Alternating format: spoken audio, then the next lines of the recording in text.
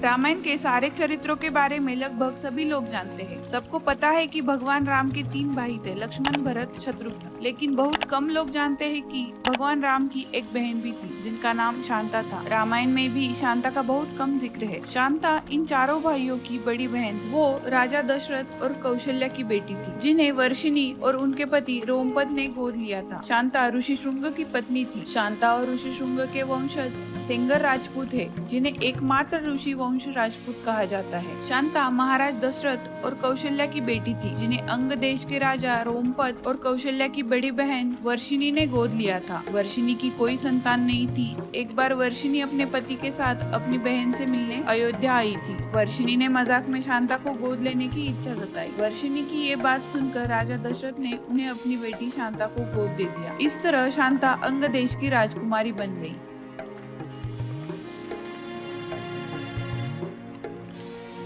कौन थे वो ऋषि जिन्हें बचपन से ही स्त्रियों से दूर रखा गया, और जब उन्होंने पहली बार स्त्री को देखा तो क्या हुआ? आइए जानते हैं इसी की कहानी। ऋषि श्रृंग का वाल्मीकि रामायण में वर्णन किया गया है। कहते हैं कि ऋषि श्रृंग पुत्र कामेष्टि यज्ञ में विशेषज्ञ थे एवं जिन्होंने राजा दशरथ के पुत्र प्राप्ति के लिए अश्वमेध यज्ञ तथा पुत्र कामेष्टि यज्ञ करवाए थे, वो विभांडक ऋषि के पुत्र तथा कश्यप ऋषि के पौत्र बताए जाते हैं। उनके नाम को लेकर यह उल्लेख है कि उनके माथे पर सिंह जैसा उभार होने की वजह से उनका यह नाम पड़ा था। वर्षों तक तपस्या के पश्चात उनके माथे का सिंह लुप्त हो गया था। उनका विवाह अंग देश के राजा रोमपद की दत्तक पुत्री शांता से संपन्न हुआ था, जो कि वास्तव में राजा दशरथ जी की पुत्री थी। पौराणिक कथाओं के अनुसार ऋषि श्रृंग विभांडक तथा अप्सरा उर्वशी के पुत्र थे। विभांडक ने इतना कठोर तप किया कि देवतागण भयभीत हो गए और उनके तप को भंग करने के लिए उर्वशी को भेजा। उर्वशी ने उन्हें मोहित कर उनके साथ संसर्ग किया, जिसके फलस्वरूप ऋषि श्रृंग की उत्पत्ति हुई। ऋषि श्रृंग के माथे पर सिंह था। ऋषि श्रृंग के पैदा होने के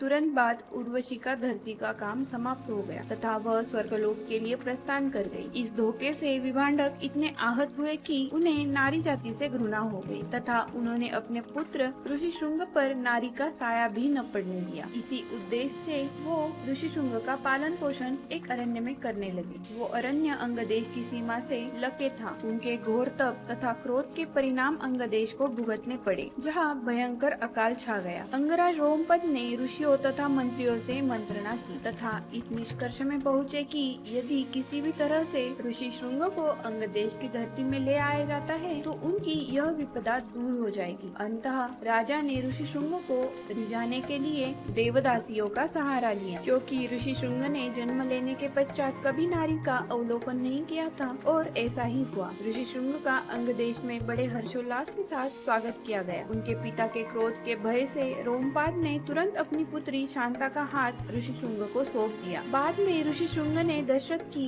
पुत्र कामना के लिए अश्वमेध यज्ञ तथा पुत्र कामेष्टि यज्ञ कराया। ये थी ऋषि श्रृंग जी की कथा। आपको ये वीडियो कैसी लगी ये मुझे कमेंट करके जरूर बताएं।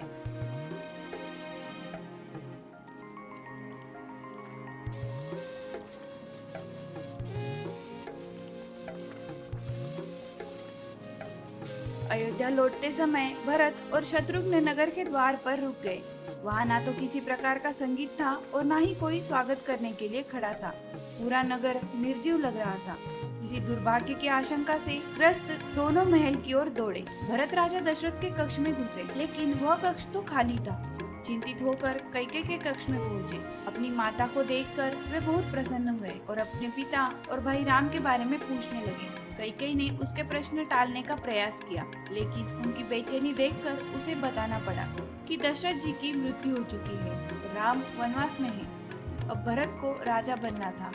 जब भरत को पूरी कहानी मालूम चली तो वे बहुत गुस्सा हुए। उन्होंने माता कैकेयी से कह दिया कि राजा बनने का अधिकार राम का ही है। भरत जी माता कौशल्या के पैरों पर गिर पड़े और माता कैकेयी के कृत्य के लिए क्षमा मांगने लगे। इसके बाद भरत ने अपने पिता का अंतिम संस्कार किया और राम जी को वापस लाने की तैयारी में जुट गए।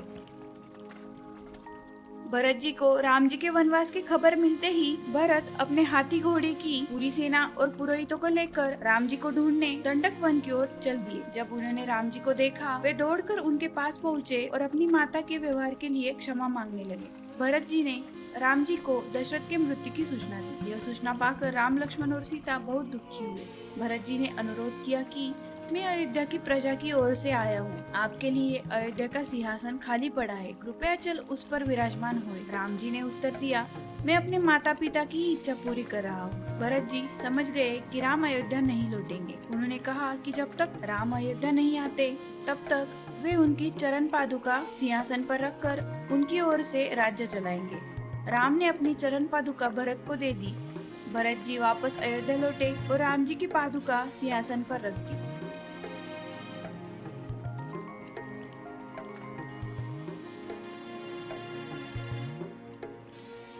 शत्रुघ्न और श्रुतकीर्ति का त्याग। आज हम राजा दशरथ के चारों पुत्रों के अनंत आपसी प्रेम की, उनके त्याग की कहानी सुनेंगे। यह कहानी भगवान राम के सबसे छोटे भाई शत्रुघ्न के त्याग से जुड़ी हुई है। जब भगवान राम पिता की आज्ञा से वनवास गए तब भरत अयोध्या के बाहर नंदीग्राम में एक कुटिया बनाकर तपस्वी के भेष में रहते थे और वहीं से अयोध्या का राजकार्य देखते थे। लेकिन अयोध्या के राजकार्य को देखने व उसे ठीक से चलाने की समस्त जिम्मेदारी शत्रुघ्न के कंधों पर थी। वो भरत के दिशा निर्देशों का पालन कर राजकार्य की जिम्मेदारी बखूबी निभा रहे थे। शत्रुघ्न ने अपनी जिम्मेदारी को निभाते हुए त्याग का एक अनोखा उदाहरण प्रस्तुत किया। एक रात माता कौशल्या को अपने महल की छत पर किसी के चलने की आहट सुनाई दी। उन्होंने तुरंत पहरेदारों को बुलाकर पता करवाया कि छत में आधी रात को कौन घूम रहा है। पहरेदार तुरंत छत में गया तो पता चला कि छत में श्रुतकीर्ति टहल रही थी। श्रुतकीर्ति शत्रुघ्न की पत्नी थी। पहरेदार ने माता कौशल्या को आकर इस बारे में जानकारी दी। इसके बाद माता कौशल्या ने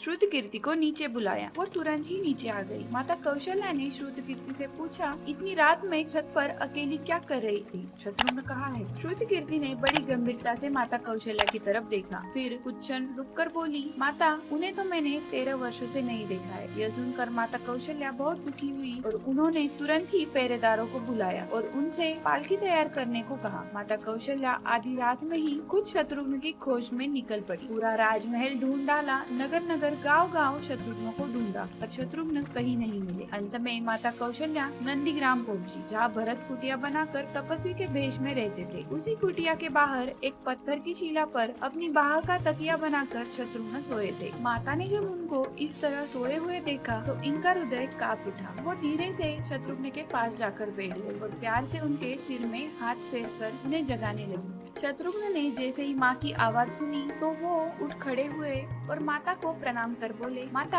आपने यहाँ आने का कष्ट क्यों किया? मुझे ही बुला लिया होता। माता ने बड़े प्यार से जवाब दिया, क्यों एक माँ अपने बेटे से मिलने नहीं आ सकती? मैं भी आज अपने बेटे से मिलने आई हूँ, लेकिन तुम इस हालत में यहाँ क्यों सोए हो? शत्रुघ्न का गला रूंध गया। वो बोले, माँ, बड़े भैया राम पिता की आज्ञा से वन चले गए, भैया लक्ष्मण उनके साथ चले गए और भैया भरत भी नंदीग्राम में कुटिया बनाकर मुनि वेश धारण कर रह रहे हैं। क्या ये राजमहल, राजसी ठाट बाट सब विधाता ने मेरे लिए ही बनाए हैं? माता कौशल्या इस सवाल का कोई जवाब नहीं दे पाई और वो एकटक शत्रुघ्न को निहारती रही। दरअसल शत्रुघ्न राजसी वेश में रहकर राजकाज का काम जरूर करते थे, लेकिन उन्होंने भी अपनी पत्नी श्रुतकीर्ति से दूरी बना ली थी और राजमहल की विलासिता का भी त्याग कर दिया। ये कहानी मिसाल है हम सभी लोगों के लिए। वैसे तो रामायण की हर कहानी अपने आप में त्याग, प्रेम, सहिष्णुता, मर्यादा की सीख देती है, लेकिन यह कहानी अपने आप में त्याग की एक मिसाल है।